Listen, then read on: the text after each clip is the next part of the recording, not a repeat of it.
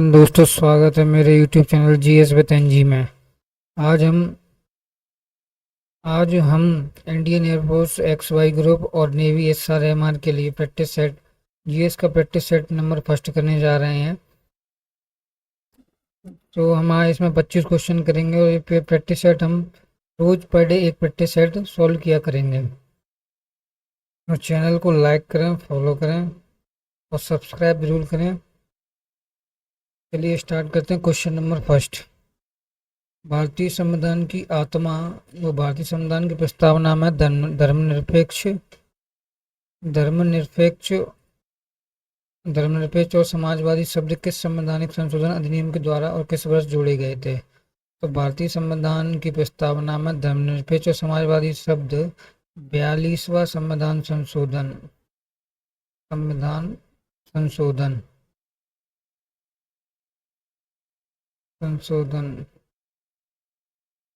1976 में जोड़े गए थे। इसका डिस्क्रिप्शन देख लेते हैं, विवरण। 42वां संविधान संशोधन अधिनियम 1976 में जोड़े गए थे। इसे लघु संविधान भी कहा जाता है। इसे हम क्या कहते हैं? 42 संविधान संशोधन को लघु संविधान भी कहते हैं। Next question, question number 2, Bharat के एकमात्र सक्रिय ज्वालामुखी का नाम बताइए जो अंडमान और निकोबार द्वीप समूह के पूर्व में स्थित है। तो अंडमान और निकोबार के द्वीप समूह के पूर्व स्थित है वो बैरन द्वीप है। बैरन द्वीप एक सक्रिय ज्वालामुखी है। सक्रिय ज्वालामुखी,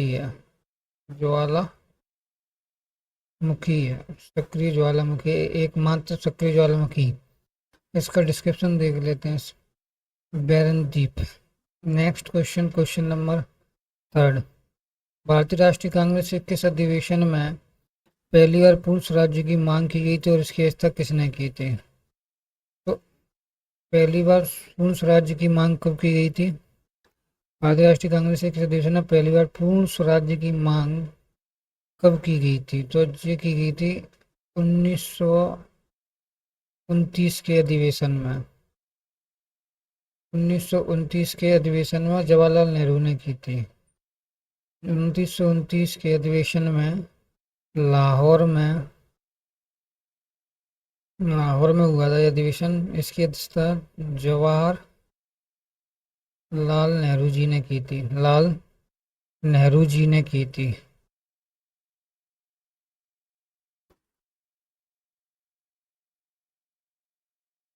इसका डिस्क्रिप्शन देख लेते हैं।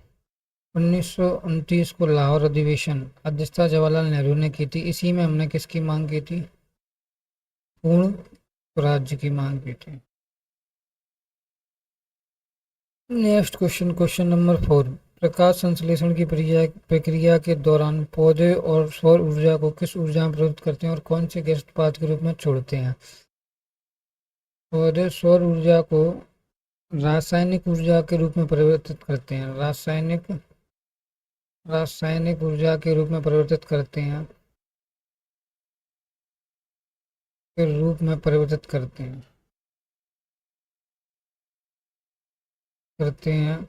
और कौन से गैस उत्पाद के रूप में छोड़ते हैं? तो ऑक्सीजन गैस उत्पाद के रूप में छोड़ते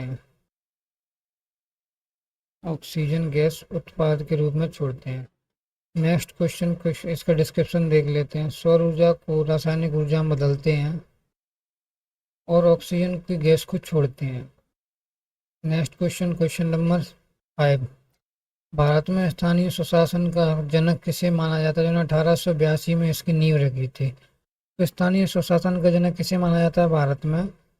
लॉर्ड रिपन को माना जाता है। लॉर्ड रिपन को स्थानीय स्वशासक का जनक माना जाता है। और लॉर्ड रिपन के कार्यकाल 1881 में भारत में नियमित जनगणना हुई थी। नियमित जनगणना हुई थी। इसका डिस्क्रिप्शन देख लेते हैं। आंसर इसका Lord Ripon. Next question, question number 6, सती प्रथा का अंत करने के लिए किस भारतीय समाज सुधारक ने अंग्रेजों के साथ मिलकर कानून बनाया और उस समय भारत के गवर्नर जनरल कौन थे? तो भारत के उस समय गवर्नर जनरल कौन था? William Bentinck. कौन था? William Bentinck. William Bentinck Bharat का गवर्नर जनरल था उस टाइम पर। किस भारतीय समाज सुधारक ने सती प्रथा के लिए? राजा राम मोहन राय ने। राजा, इधर लिख देता हूँ, राजा राम मोहन राय ने। राम मोहन राय। कब कब की गई थी सती प्रथा खत्म? सती प्रथा का अंत कब हुआ? 1829 ईस्वी में। आंसर देखते हैं इसका डिस्क्रिप्शन। राजा राम मोहन राय, गवर्नर जनरल और लॉर्ड विलियम बेंटिक ने 1829 में सती प्रथा खत्म कर दी। राजा राम मोहन राय को आधुनिक भारत का जनक भी कहा जाता है। आधुनिक भारत का जनक भी कहा जाता है।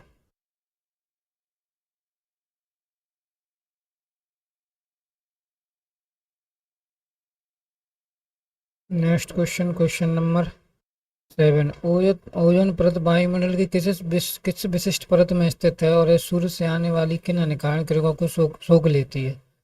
तो ओजोन परत वायुमंडल में कौन सी परत विशिष्ट परत में स्थित है? तो ओजोन मंडल वायुमंडल में समताप मंडल में स्थित है। समताप मंडल में स्थित है। और ये कौन सी हानिकारक किरणों से रोकती है? हानिकारक किरणें कौन सी होती हैं? पराबैंगनी किरणें। पराबैंगनी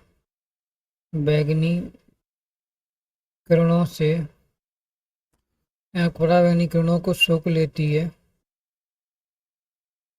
सोख लेती है। इसका डिस्क्रिप्शन देख लेते हैं। समताप मंडल में पाई जाती है और पराबैंगनी किरणों को रोकती है। Next question, question number 8, Sindhu घाटी सभ्यता का वह प्रसिद्ध स्थल कौन सा है जहां विशाल स्नानगार के अवशेष प्राप्त हुए हैं? तो विशाल स्नानगार के अवशेष कहाँ से प्राप्त हुए हैं? मोहनजोदाड़ो से। मोहनजोदाड़ो से। नेक्स्ट क्वेश्चन, और सिंधु घाटी सभ्यता का बंदरगाह कौन सा था? सिंधु घाटी सभ्यता का बंदरगाह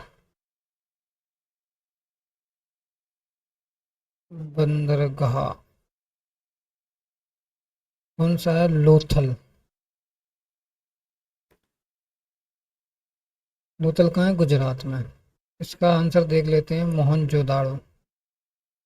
next question, question number 9, Bharat के राष्ट्रपति को उनके पद से हटाने की प्रक्रिया महाभियोग का वर्णन भारतीय संविधान के किस अनुच्छेद में किया गया है? तो महाभियोग की प्रक्रिया कौन से आर्टिकल में है? तो महाभियोग की प्रक्रिया आर्टिकल 61 में है। और ये हमने कहाँ से ली है? यूएसए, यानी कि संयुक्त राज्य अमेरिका से। संयुक्त राज्य अमेरिका से ये प्रक्रिया हमने ली है। और भारत का एक राष्ट्रपति होगा। ये कौन से आर्टिकल में? आर्टिकल नंबर 52 में है। आर्टिकल 52 कहता है कि भारत का एक राष्ट्रपति होगा। और राष्ट्रपति के क्षमादान की शक्ति कौन से आर्टिकल में है? राष्ट्रपति के क्षमादान की शक्ति, क्षमादान की शक्ति इसमें है? आर्टिकल 72 में है, राष्ट्रपति के समाधान की शक्ति। ठीक है। नेक्स्ट क्वेश्चन, जिसका डिस्क्रिप्शन देख लेते हैं। अनुच्छेद 61। आंसर, क्वेश्चन नंबर 10, उस प्रसिद्ध वैज्ञानिक का नाम बताइए जिन्होंने सापेक्षता का सिद्धांत प्रतिपादन किया था। तो सापेक्षता का यहाँ थ्योरी ऑफ रिलेटिविटी किसने दी थी? ये थी अल्बर्ट आइंस्टीन ने। अल्बर्ट आइंस्टीन ने। किसने दी थी सापेक्षता का सिद्धांत? किसने दिया था? अल्बर्ट आइंस्टीन ने। ये इसका आंसर है, Albert Einstein. Next question, question number 11, Gandhi ji ने किस घटना के बाद असहयोग असहयोग आंदोलन को अचानक वापस लेने का निर्णय लिया था? तो गांधी जी ने असहयोग आंदोलन वापस किस कारण लिया था? फरवरी 1922 में। चोरा चोरी चोरा चोरी घटना होने के कारण गांधी जी ने असहयोग आंदोलन वापस ले लिया था।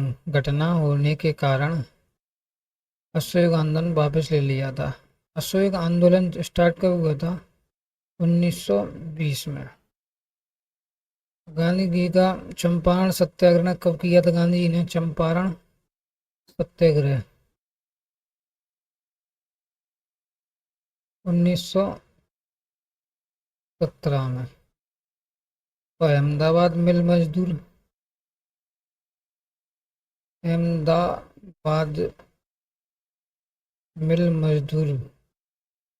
आंदोलन कब किया था? 1918 में। 1919 में क्या हुआ था? जलियांवाला बाग हत्याकांड। जलियांवाला बाग हत्याकांड। जनरल और डायर ने गोली चलवाई थी अमृतसर में।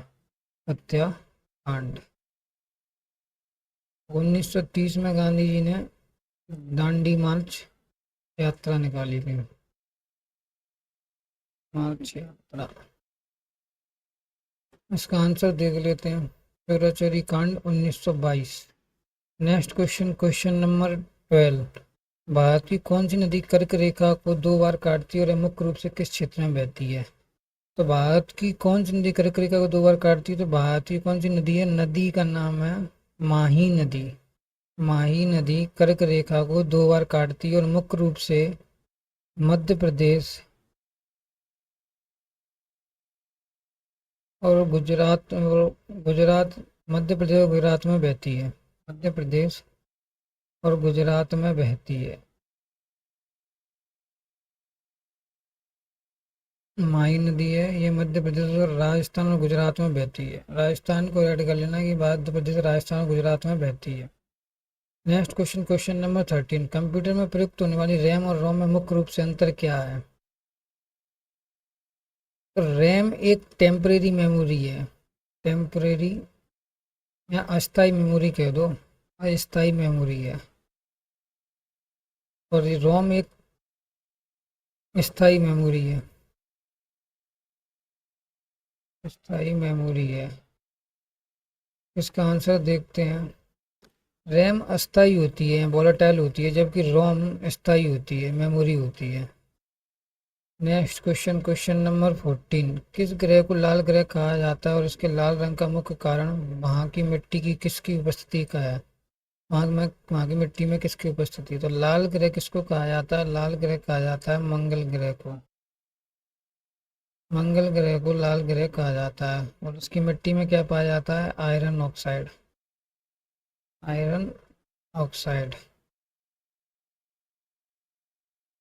आयरन ऑक्साइड पाया जाता है, इसलिए इसे लाल ग्रह कहा जाता है। मंगल ग्रह को लाल ग्रह कहा जाता है और इसकी मिट्टी में आयरन ऑक्साइड की उपस्थिति के कारण ये होता है। Next question, question number 15। स्वतंत्र भारत के प्रथम भारतीय जनरल कौन थे जिन्होंने लॉर्ड माउंटबेटन के बाद पद संभाला था? लॉर्ड माउंटबेटन के बाद जो पद संभाला था वो किसने संभाला था? सी राज गोपालाचारी ने। गोपालाचारी ने। स्वतंत्र भारत के प्रथम गवर्नर जनरल तो लॉर्ड माउंटबेटन थे। और जो भारत का पूछ ले अपन, स्वतंत्र भारत का भारतीय गवर्नर जनरल कौन था? वो सी राजगोपालाचारी थे। C Rajagopalachari. Next question, question number 16। कोशिका का शक्ति का केंद्र किसे कहा जाता है जहाँ एटीपी के रूप में ऊर्जा संपन्न होती है? तो कोशिका का शक्ति केंद्र किसे कहा जाता है? Power house of the cell किसे कहा जाता है? माइटोकॉन्ड्रिया को कहा जाता है। माइटोकॉन्ड्रिया। और इसी में हम क्या बनती है? एटीपी बनती है, जो हमारे शरीर में ऊर्जा उत्पन्न करती है। इसका आंसर देख लेते हैं, mitochondria. Next question, question number 70। संविधान ने किस मौलिक अधिकार को डॉक्टर बी आर अम्बेडकर ने संविधान के हृदय और आत्मा कहा था? संविधान की हृदय और आत्मा किसे कहा जाता है? हृदय और आत्मा कहा जाता है आर्टिकल 32 को। आर्टिकल 32 को, और ये किसने कहा था? डॉक्टर BR अम्बेडकर जी ने कहा था। आर्टिकल 32 को संविधान के हृदय और आत्मा कहा जाता है। उसमें क्या करना है, इसे हम संवैधानिक उपचारों का अधिकार भी कहते हैं। आर्टिकल 32 को क्या कहते हैं? संवैधानिक उपचारों का अधिकार भी कहते हैं। लाइन भी ध्यान रखना है। Next question, question number 18। 1857 की स्वतंत्रता संग्राम के दौरान कानपुर से विद्रोह का नेतृत्व किसने किया था? और उनके साथ सात टोपे भी थे। तो 1857 की स्वतंत्रता संग्राम के दौरान कानपुर से विद्रोह का नेतृत्व किसने किया था? नाना साहब ने किया था। नाना साहब ने किया था। उनके साथ कौन था? तात्या टोपे। और लखनऊ से किसने किया था? लखनऊ बेगम हजरत महल। बेगम हजरत महल। हजरत महल। इसका आंसर देखते हैं, Nana Saheb. Next question, question number 19। ध्वनि की तीव्रता मापने की इकाई क्या है? और मानव कान के लिए सामान्य बातचीत की ध्वनि कितनी होती है? ध्वनि की तीव्रता मापने की इकाई क्या है? ध्वनि की तीव्रता मापने की इकाई है डेसिबल। डेसिबल। तो मानव कान की सामान्य बातचीत की ध्वनि कितनी होती है? 60 डेसिबल होती है। 60 डेसिबल। मानव के कान के सुनने योग्य ध्वनि कितनी होती है? 80 डेसिबल। 80 डेसिबल से ऊपर जो ध्वनि जाएगी वो हमारे कानों को नुकसान पहुंचाने का कार्य करेगी। डेसिबल है, और सामान्य बातचीत लगभग 60 डेसिबल की होती है। Next question, question number 20। Bharat की प्रसिद्ध चिल्का झील किस राज्य में स्थित है? और किस प्रकार की झील? मीठे पानी या खारे पानी का उदाहरण है? चिल्का झील किस राज्य में स्थित है? चिल्का झील किस राज्य में स्थित है? उड़ीसा में। यही नेवी का ट्रेनिंग सेंटर है, INS Chilka. INS Chilka. Chilka. INS Chilka राज्य में स्थित है। और किस प्रकार की झील है? झील कैसी है? ये खारे पानी की झील है।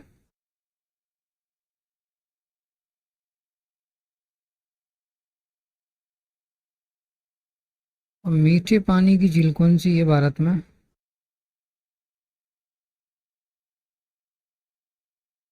बूलर।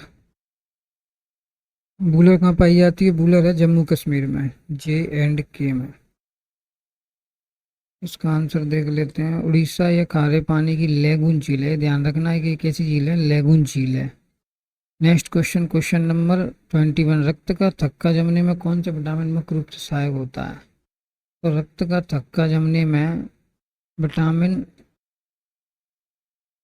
के मुख्य रूप से सहायक होता है। इसका आंसर है विटामिन के। Next question, question number 22। विश्व प्रसिद्ध अजंता की गुफाएं किस धर्म की कला और चित्रकारी के लिए जानी जाती हैं? तो अजंता की गुफाएं पहली बात तो कहाँ पे है? अजंता की गुफाएं पहली बात तो महाराष्ट्र में है। महाराष्ट्र। और एलोरा की गुफाएं, अजंता और एलोरा की गुफाएं कहाँ पे हैं? एलोरा की गुफाएं भी महाराष्ट्र में है। महाराष्ट्र। और अजंता की गुफाएं, और इसमें किसकी चित्रकारी के लिए जानी जाती हैं? किस धर्म की कला? किसकी धर्म की कला है? बौद्ध धर्म की कला है। बौद्ध धर्म की कला है। भीमबेटका की गुफा कहाँ है? भीमबेटका की गुफा है मध्य प्रदेश में। मध्य प्रदेश में। इसका आंसर देखते हैं। बौद्ध धर्म से ये संबंधित हैं, और कहाँ पे हैं? ये महाराष्ट्र में है। Next question, question number 23। Bharat में पहली बार जनगणना की शुरुआत 1872 में किसके कार्यकाल में हुई थी? पहली बार जनगणना की शुरुआत 1872 में किसके कार्यकाल में हुई थी? लॉर्ड मेयो के कार्यकाल में हुई थी। Lord Mayo. और भारत में पहली नियमित जनगणना किसके कार्यकाल में हुई थी? नियमित जनगणना। नियमित जनगणना 1881 में रिपन के कार्यकाल में हुई थी। रिपन के कार्यकाल में हुई थी। Lord Mayo. Next question, question number 24। किस भारतीय राज्य को बादलों का घर कहा जाता है? दुनिया का सबसे अधिक वर्षा वाला स्थान कहाँ है? तो बादलों का घर किसे कहा जाता है? मेघालय को। मेघालय में कौन कौन सी पहाड़ियाँ हैं? गारो, खासी और जैंतियाँ। पहाड़ियाँ कहाँ पे हैं? मेघालय में। अधिक वर्षा वाला स्थान कहाँ है? अधिक वर्षा वाला स्थान भी मेघालय में, ये मासिन राम है। मासिन राम है मेघालय, और मासिन राम है। नेक्स्ट क्वेश्चन और last question, question number 25। Bharat का दक्षिण मुख्य बिंदु कौन सा है और वह किस राज्य में स्थित है? दक्षिण मुख्य बिंदु कौन सा है? केप कैमोरिन है। Cape Comorin. और किस राज्य में स्थित है? तमिलनाडु में स्थित है। तमिलनाडु में स्थित है। दक्षिणतम मुख्य भूमि का बिंदु तो केप कैमोरिन है, और कहाँ? तमिलनाडु में है। और भारत का दक्षिण बिंदु कौन सा है? इंदिरा पॉइंट है। इंदिरा पॉइंट। इंदिरा पॉइंट है। ये कहाँ पे स्थित है? ये अंडमान निकोबार द्वीप समूह में स्थित है। अंडमान निकोबार द्वीप समूह में स्थित है। अंडमान निकोबार में स्थित है। और पूर्वी बिंदु कौन सा है भारत का? किबुतु है। किबुतु। और उत्तरी बिंदु है इंद्राकोल। इंद्राकोल। और पश्चिमी बिंदु कौन सा है? पश्चिमी बिंदु है गुहार माता। माता। जो हमारे कन्याकुमारी या केप कुमरिन तमिलनाडु में है। ये हमारे 25 क्वेश्चन कंप्लीट हुए। चैनल को लाइक करें, सब्सक्राइब करें, और लाइक और सब्सक्राइब करें, और अपना प्यार और सपोर्ट बनाए रखें। मैं ऐसे ही ये सीरीज चलाता रहूँगा। आर्मी वो नेवी, अग्निवीर और SSR एवं